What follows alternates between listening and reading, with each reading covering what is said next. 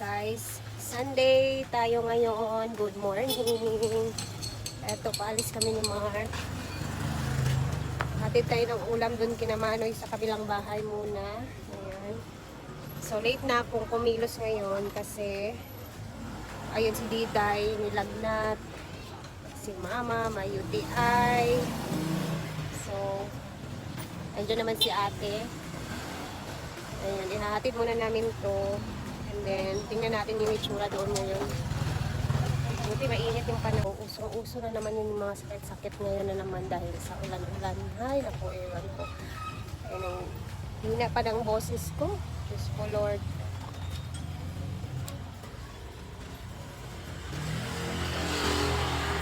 And mamaya, punta tayo ng farm kasi syempre, meron tayong kukunin doon na binigay ni Mami May.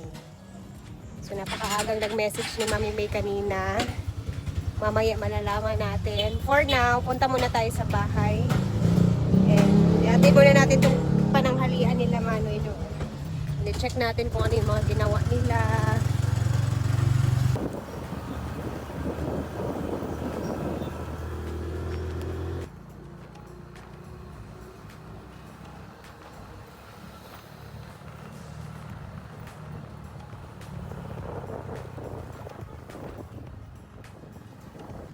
So, dito na kami sa bahay, guys. And ito yung itsura ngayon dito sa may... Ito yung itsura dito sa may island counter natin na gagawin na natin siyang kitchen counter. So,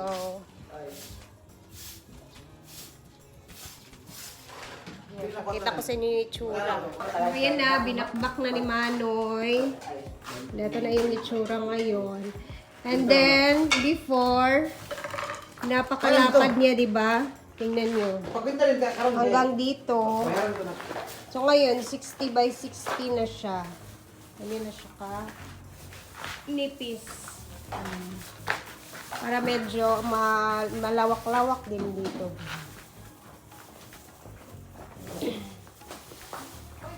Nagkalat sila dito. Pamiud ko sa mo, Badek! Unsa ka? Unsa mo dua? Yaan, kalun niya. Saan lang ito? Dulog bulsa? Ay, ito sa, ayan. Meron silang sabaw ng munggo. Silang dalawa lang naman, guys. Tapos, karne na fried. And, ayan. Nalagkot eh. Panggilid, lagi ninyo. Ayan, nalipat nila yung mga materialis dito. And ito namang sa ating mga pintuan, kita nyo naman basa pa siya, no? So, hindi pa talaga natin malalagay yung ating mga pintuan dyan. Basang-basa pa. Dry muna natin. Ito yung pinakauna nilang natapos ng Manoy. Basa pa din yung gilid. Hindi pa po pwedeng lagyan ng pintuan. Ha? Tapos, yung mga poste pala kahapon, itrinabaho din nila. Manoy. Yan, nagapon siyang... Anas, ping-ping nga. Hindi na nakahilabtan daw kay... Sa ismo, trado ka. Ano? Bakit? Ano ko? May kayo ah? Ano ko? May ismo. Ayan. Inayos nila yung mga poste kahapon. Kasi hindi siya pantay eh. So, tapos may mga simentong mga nakadikit. So, ayan, finishing na nila Manoy kahapon. Dito din sa gilid.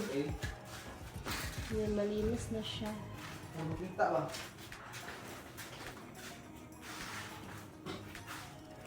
Nung na akong pakunan, hindi pa ako.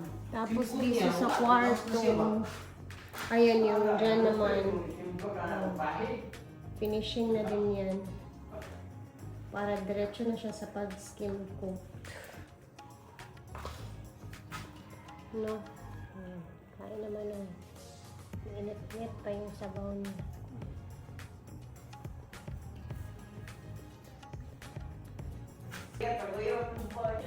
Medyo malinis na ang mga pintuan natin na door jambs. Yun na siya, guys.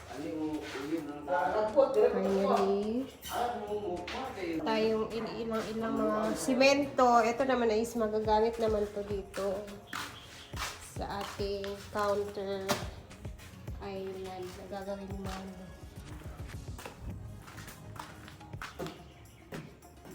Yan siya, device.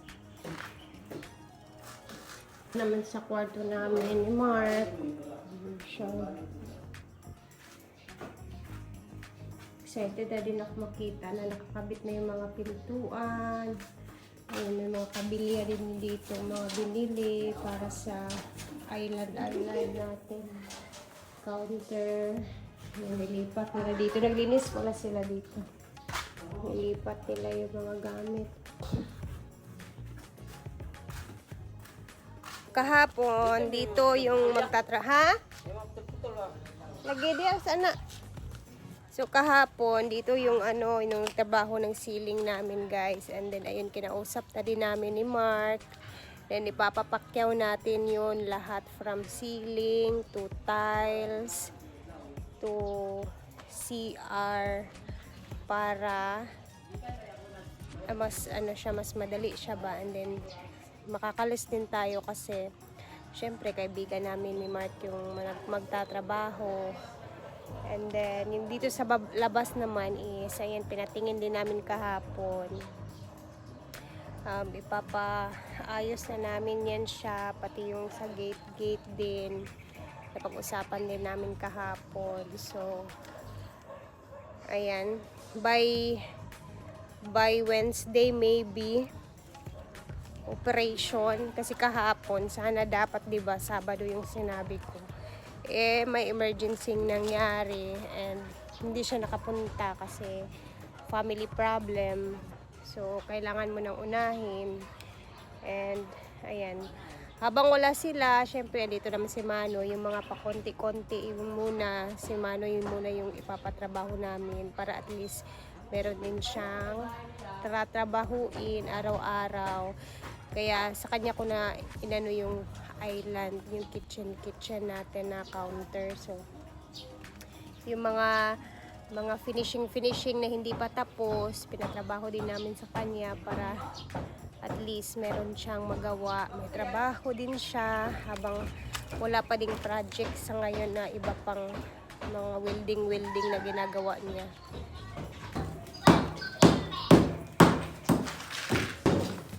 Babaw. Bye-bye. Para di naman sayang ba? Sabi ako. Sabag.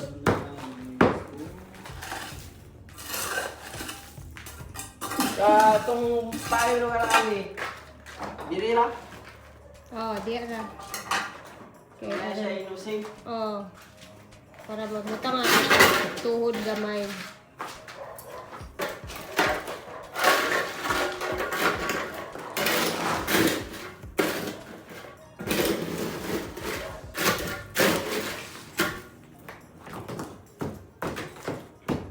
Chill lang yun.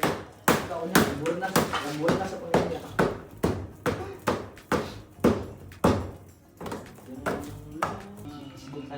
Ako ka na, tandaan na, hindi ko ako. Hanapay yan ko.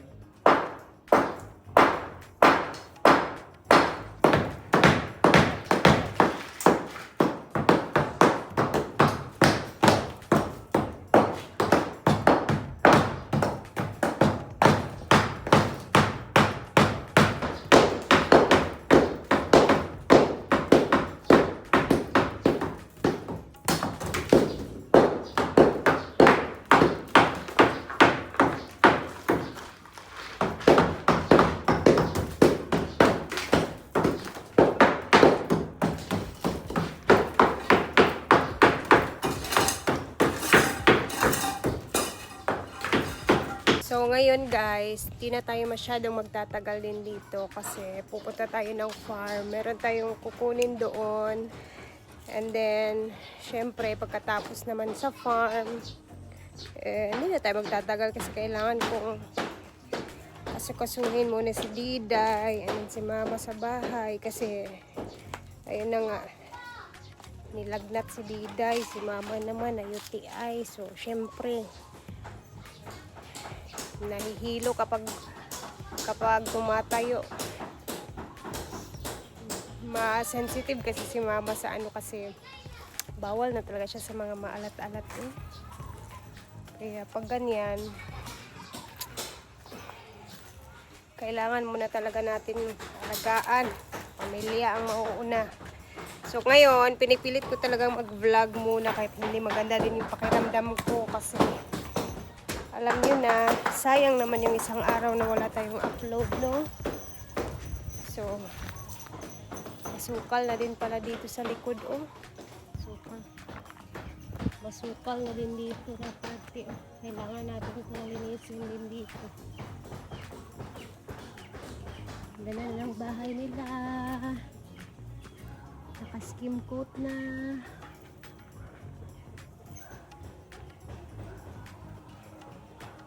Ayun, ang dami ng damo-damo. Gusto ko to siya. Hindi ko siya kinukuha, guys, kasi accent yan siya doon sa ating window. So, bumagay naman siya. Hindi ko siya tatanggalin. Habang busy-busy sila Manoy dito, syempre hindi na tayo magtatagal. Kasi mag-grinder din sila mamaya. Diyan pa. So, sobrang maalikabok din talaga.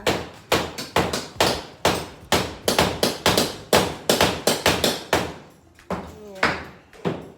So, later ulit, tingnan natin kung makaka-upload tayo. Ilavan lang natin to. Kahit meron tayong hindi magandang pakiramdam ngayon. So, kailangan nating mag-upload pa din kahit papano, diba? Sayang kasi yung araw. So, later, God bless everybody. Salamat. Mamaya magkita-kita tayo ulit sa ating next na upload naman. Bye!